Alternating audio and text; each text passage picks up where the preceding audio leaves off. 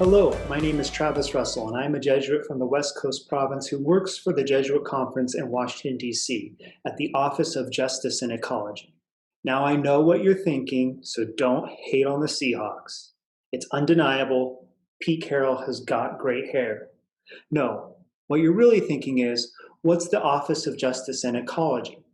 It's the advocacy wing of the Jesuits, part of our commitment to living out the gospel for social justice. First, a quick civics lesson is necessary. Important lesson number one. We can take to the streets and protest all we want, but eventually to create a more just society, laws must change. And for that, we must understand how our government works.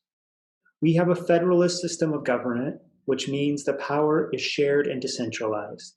Many assume the federal government can wave a magic wand and everything will change. That's simply not true, especially when it comes to things like criminal justice. Much of the power for change resides with states and local governments.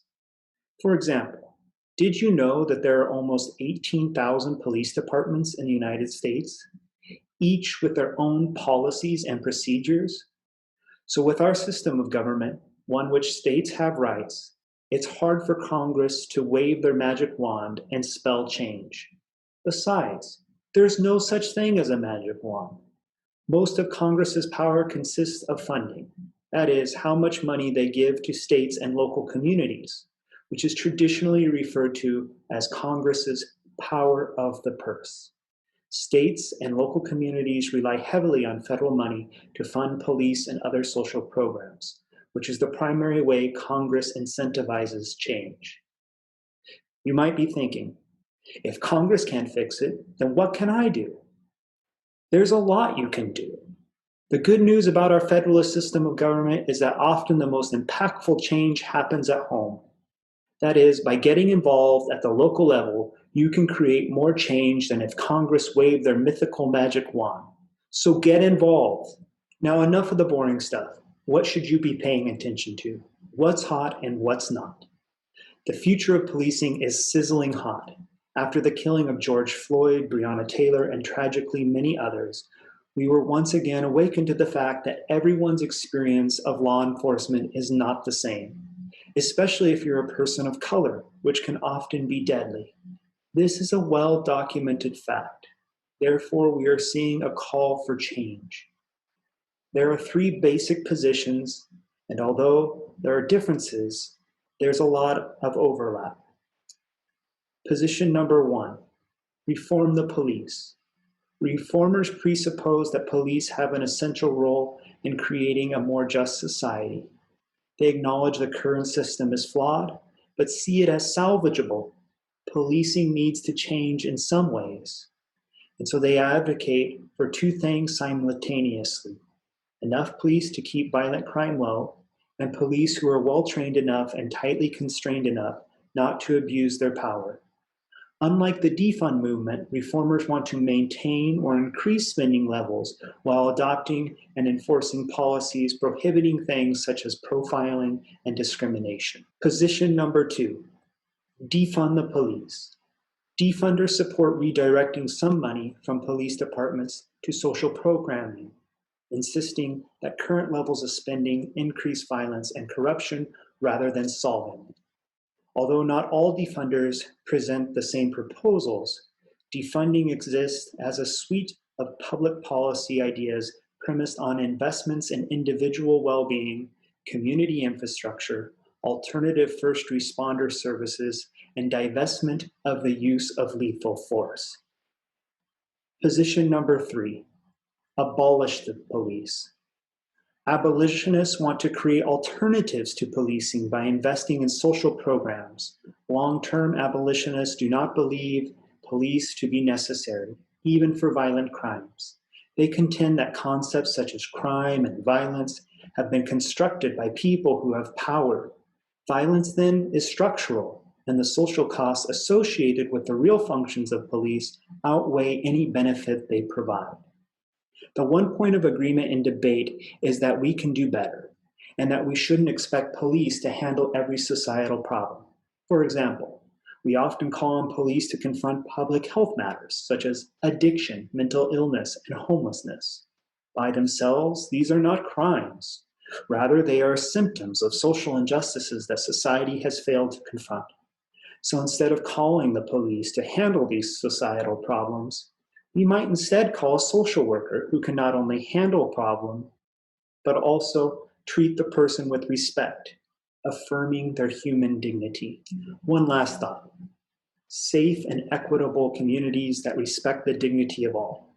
This should be the first jumping off point for discerning the future of policing. The debate over policing is about so much more than the role of law enforcement. It is also about equity and the social conditions in which people live. As Pope Francis has said, when a society, whether local, national, or global, is willing to leave a part of itself on the fringes, no political programs or resources spent on law enforcement or surveillance systems can indefinitely guarantee tranquility. COVID-19, prisons, and reentry. Another hot one. Did you know if you were incarcerated, you would be 3 times more likely to die from COVID-19 and 5 times more likely to become infected than the general population? It's true. The inhumane conditions of detention centers are a petri dish for the virus. So even if someone doesn't have a life sentence, they may die in custody while waiting to be released. That is why many are calling for compassionate release, meaning that the government should correct the wrongs of the past by releasing people who are no longer a threat to society. We know that many people who are now in prison are there because of unjust mandatory sentencing laws, especially those dealing with drug offenses, which has led to the highest incarceration rate of any country in the world. Those prisoners have served their time and no longer deserve to be there. But what happens when a prisoner is released? A prison sentence leaves a permanent scar, denying released access to jobs, assistance with food and housing, and in many cases, voting rights. This treatment does the opposite of rehabilitation. Instead, it traps people who have been incarcerated and their families in a cycle of poverty and oppression, often leading them to reoffend. The death penalty. Sadly, after 17 years, our government has resumed federal executions, which in the past few months, the government has carried out more federal executions than in any other comparable time in the past 70 years. The Catechism condemns capital punishment, calling it an attack on human dignity and deeming it inadmissible in all cases. No exceptions. We know from many studies that the death penalty is not a deterrent to crime. In fact, if anything, it perpetuates the cycle of violence, therefore making society less safe. We also know that it is prone to racial bias and that many innocent people of color have been executed. Let me read a note from the lawyer of Dustin Hawken, one of the men that was executed this year. Dustin Hawken was redeemed. He recognized and repented for the crimes he had committed and spent his time in prison atoning for them.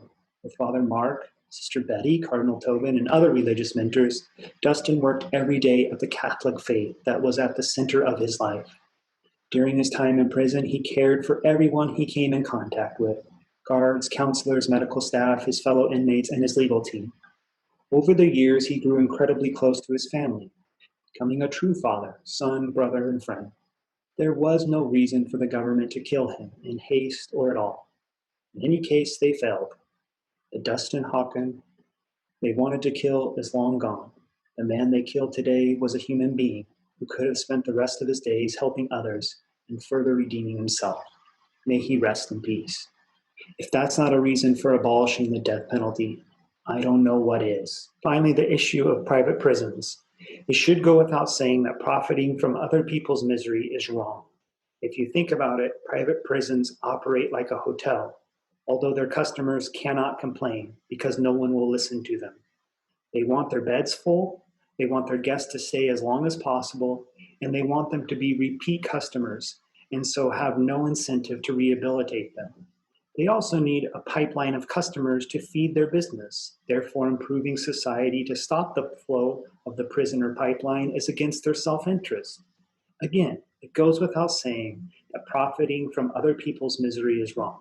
As people of faith, we cannot end in despair. We must end in hope. That is why we must advocate for change and look for alternatives to the current criminal justice system. One such alternative is restorative justice, which seeks to heal the relationships that have been injured by crime. Restorative justice understands that we live in a web of relationships, and that when one relationship is broken, the entire web is weakened. It's the principle of Ubuntu. I am because we are. And as a society, we are responsible to one another, meaning that when a crime happens, we must build back the web by mending the broken relationships. As both a Jesuit and someone who works in the field of policy, I believe our faith has something important to contribute to these debates. And so I would like to leave you with 3 points to keep in mind when considering issues of justice. Number 1, if our engagement with these issues lead us to cynicism and despair, then chances are something is wrong, and we need to pursue a different course. We are fundamentally a people of hope, and that fact should carry over to every part of our lives, especially in matters of justice. Number 2, St. Ignatius tells us to always assume the best of people, giving them the benefit of the doubt. I think this takes on an even greater importance today when things are so polarized. We must keep in mind that though we may disagree on policy, we all want a better society. The disagreement is over how we get there. Nevertheless, we all want a better society, so always assume the best of people. Number 3, we must lead with love and mercy. This is the way of Jesus. It may not be the way of the world, but as disciples, we should stand out and lead the way. This is not always a popular or comfortable position to be in. In fact, many times it will leave us standing at the margins with those who have been excluded and ridiculed. But this is where Jesus is at, and if we stand there long enough, we will find him. Thank you for your time. I hope this has been helpful. God bless.